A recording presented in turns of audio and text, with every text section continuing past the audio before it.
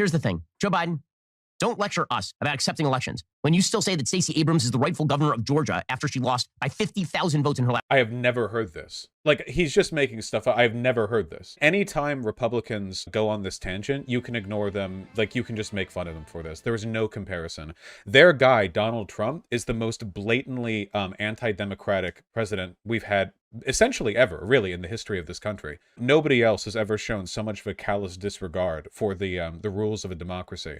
And in order to, like, scapegoat and avoid that, they have to be like, well, do you remember how Hillary Clinton complained about how she lost the election? That's exactly the same as Donald Trump leading an insurrection, spending the next several years complaining that he should actually be reinstated as president. Like, there's no comparison. Donald Trump is so ready to call foul on the results of elections that when he won in 2016, he immediately said millions of illegals voted for Hillary Clinton and then spent taxpayer money on proving it, and they weren't able to find a single vote. That's how ready he is to cry foul every single time. Even after winning, he said he would have been able to win by an even larger margin if it weren't for all the fake illegal immigrants voting, and he still cried, you know. And then they spent millions and millions of your dollars failing to prove a single vote was miscounted.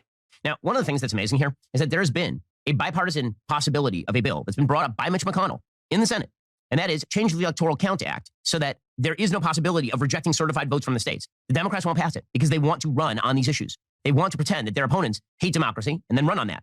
What? Can I see any evidence indicating Democrats are the ones who don't want to vote on a bill that would prevent the elector count from voting in line with the state's popular vote? Is there anything indicating that at all? The fact that McConnell is the one putting it forward makes me think that the bill probably doesn't actually do that. Democrats want to amend the Electoral Count Act. Republicans are blocking it in the Senate. Okay, so it's probably got a bunch of extra bullshit tacked on. The Electoral Count Act. Let's see. The Electoral Count Act of 1887. That was a while ago, guys. I don't think that's what we're talking about. That's that seems a little bit. Yeah, I don't know. The Electoral Count Reform Act. There we go. All right, that's okay. There we go. That sounds better. Raises the threshold to lodge an objection to electors to at least 1/5 of the duly chosen and sworn members of both the House of Representatives and the Senate. Here. Proposed reforms for the Electoral Count Act draw broad support. Okay. A newly unveiled proposal aiming at reforming the Electoral Count Act, a widely criticized 135-year-old law governing the process of casting and counting electoral college votes, has garnered support. Thus far, the proposed changes have received broad support, though some on the left say they don't go far enough. Okay. So what? How is it the Democrats not passing it? A bipartisan Senate group announced a deal on reforming the Electoral Count Act. I'm not seeing anything here indicating that Republicans want to pass it, but Democrats don't. Well, guess we could just make shit up about that. The polls show over and over and over again that Republicans remain patriotic. They say they love the country, even when Democrats win. Democrats change their opinions on how much they love the country based almost solely on when they are winning and losing. So this is true in one small respect, which is that when Republicans talk about loving America, they don't mean the America that exists today. Listen to the way Donald Trump campaigned and the way he talked about America. According to him, this place is a shithole.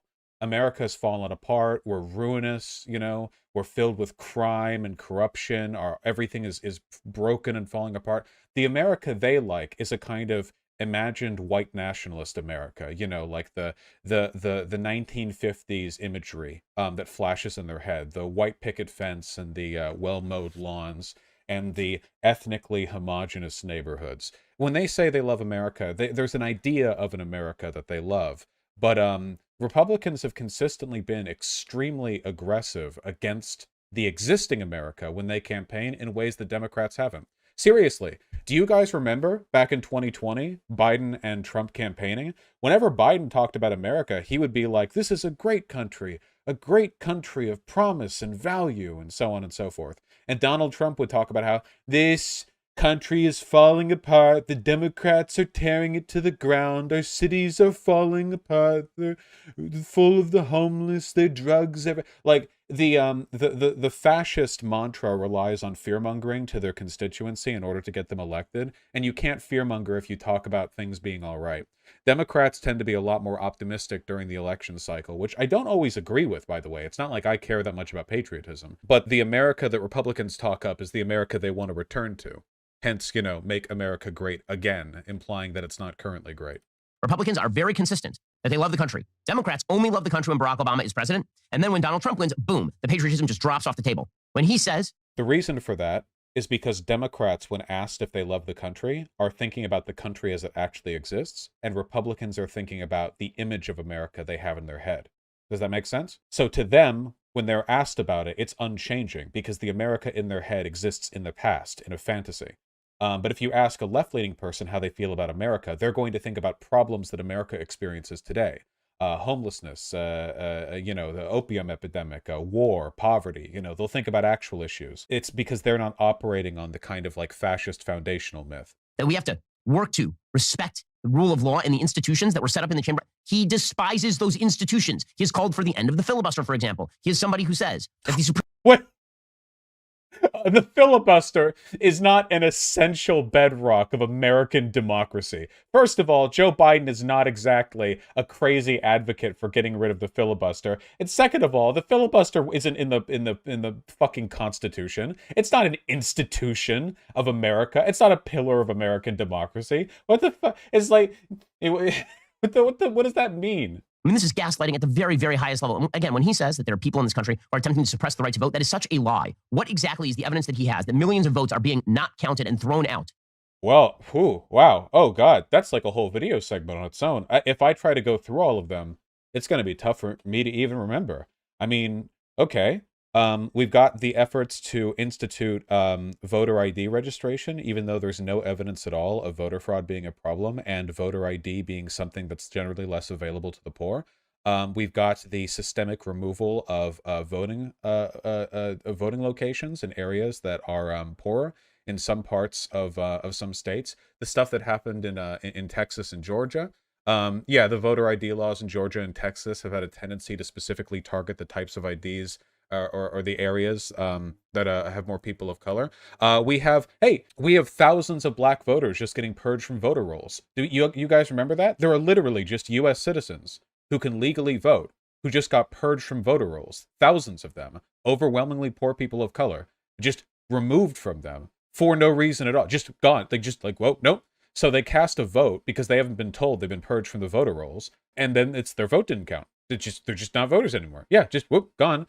There's the fact that the people of Florida wanted to allow votes for former prisoners, for criminals, and then immediately Ron DeSantis stamped down and redlined it by hastily, with his Republican-backed legislator, passing legislation to make it harder and harder to do that. Just arrested 20 guys who, as far as I can tell, seem to have legally had the right to vote. If not by some arcane, rules lawyering that might actually, get them out of whatever legal trouble they're in. There's the whole them denying the 2020 election results and literally Donald Trump leading a mob on the Capitol, threatening to hang Mike Pence because he wasn't doing something he couldn't do, which was delay the attempt to certify the election result.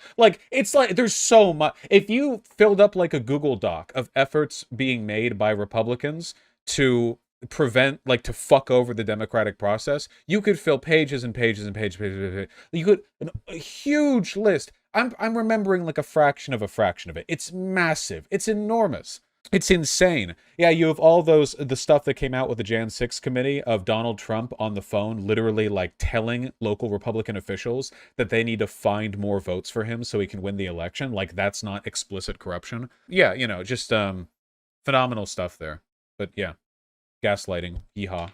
He is saying that he is the light that has emerged. He is the messianic figure that has emerged from the darkness. He said, "What the fuck is this projection, dude? Jesus Christ!" And when Biden said, "I love America," what he actually meant was Jesus fuck. Again, the teal deer style of video analysis here. He has spent more money than any president in the history of the world. What? He spent more money than any other president in the history of the world? I think if you adjust for inflation, I'm going to assume that the costs associated with World War II probably, what? I don't even know. This is probably some whining about the COVID stimulus or something. I don't know. It's stupid. They're the white supremacists, the MAGA extremists. In regards to why Ben brought up Stacey Abrams, it's because there's a trial that started in April about her election involving voter suppression, which seems to be true back in 2018. So it's funny that he tried to use her as an example of hypocrisy when she literally had the election stolen from her. I don't know about this. Election lawsuit backed by Stacey Abrams go to trial in Georgia. Oh, Well, I guess if, Republicans want to complain about this, the critical difference would be that Trump's campaign filed like 78 lawsuits. They all got shot down, and then he tried to storm the Capitol. Whereas if Stacey Abrams has a grievance about the legitimacy of her election, she takes it to court and sticks to the court as the vehicle by which she wants to challenge the legitimacy of her election. Seems like a fair thing to do. I'm okay with that. Brian Kemp was the Georgia Secretary of State in 2018 when he was running for governor. Kemp purged voter rolls in Georgia for his own election. Oh, well, there you go.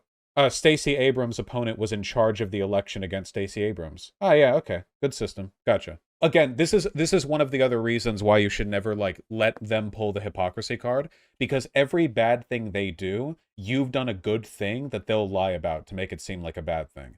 Like that's the difference right there. It's exactly like, I mean, you've seen this online, haven't you? Like a Republican politician will be outed as a pedo, and then in the comments there will be Republicans being like, yeah, well, the left has no right to complain with them like grooming kids into LGBT ideology. And you have to debunk so much shit to really address that argument. But understand, like, from that perspective, what they're essentially saying is those people can overlook Republican politicians raping children because in their minds, they've thought like, okay, yeah, well, maybe a few Republicans do that, but all Democrats are effectively doing the same thing with LGBT ideology. And this is a perspective that is so brain damaged that for like grab a rock, right? It's so fundamentally incompatible with reality because that's the goal of stuff like this from Ben Shapiro, right? There's no way to be sane and correct and Republican. It's not possible. This isn't like a difference in like interpretation of data or whatever. The Republican Party is rooted in conspiracy at this point. There's no legitimacy, no political legitimacy outside the adoption of different ethical axioms, like, for example, the moral belief in purging degeneracy or the moral belief in, I don't know, a white supremacy or something. Like, there are axiomatic positions that you could take to justify the lies that a Republican needs to engage in to push their ideology. But these aren't axiomatic beliefs that I respect. Nor should you, nor should anyone, you know? A person who thinks that murder is okay actually might have a different axiomatic position, but that won't save him from the chair. Ben Shapiro, along with essentially all Republican pundits at this point, they exist to insulate the Republican mind from any information or perspective that might lead them to realize that they're in a cult. And a big part of that is training them to reflexively utilize the hypocrisy argument anytime something bad is unavoidably confronted. Anytime the Republicans do something obviously, objectively, undeniably bad, their brain has to immediately fire, the synapses fire, and their response has to be, oh, well, Democrat do this. It doesn't matter if the Democrat actually did the same thing. They probably didn't. They usually lie. Ben lied on every point on his hypocrisy run through. But it keeps them from the other synapse firing outcome, which might be, oh, wow, I'm in a fucked up cult. Dangerous stuff.